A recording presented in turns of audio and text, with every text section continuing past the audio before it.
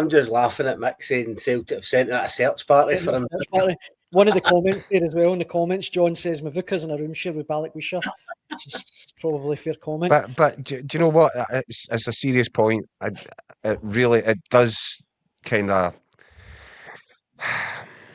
give credence to all the criticism that the Celtic board have had to endure, because these transfer windows have been shambolic in nature. And, Balak-Wisha is a perfect example there.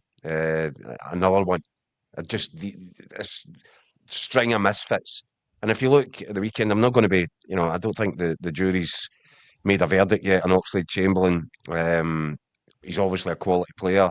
The question is he able to play a major part for Celtic? Well, they go into a game that, an absolute crucial game against Rangers at Ibrox, and he makes it to half-time, hooked. Junior Adamu makes it to half-time, hooked. Benjamin Arthur, not as Mick said there, can't get a game in front of Dane Murray. You start to think, what was the point? Joel Mavuka, he's not. I don't know if he was in the city or not. Never mind at Ibrox. And Javanchira, again, another great point by the guys.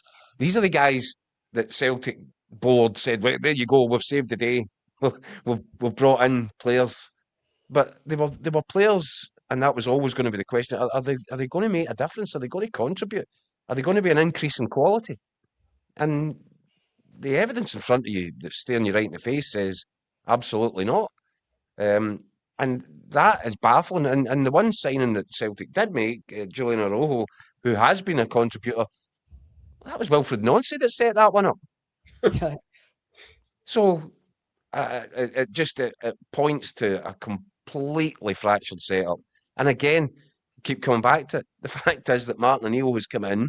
He's trying to ride to the rescue. He's holding it together. He's the glue that's holding the whole thing together right now. And there's still this chance that Martin O'Neill, at the age of 74, ends this season with a League and Cup double. Despite all that.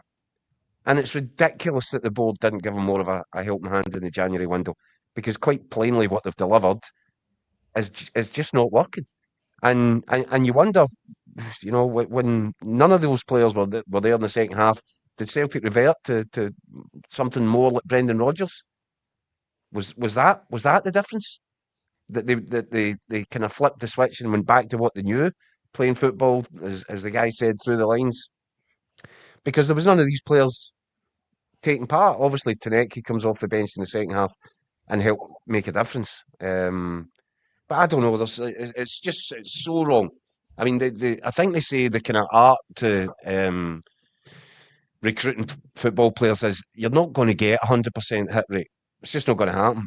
But you need to try and make it at least 60-70% success rate.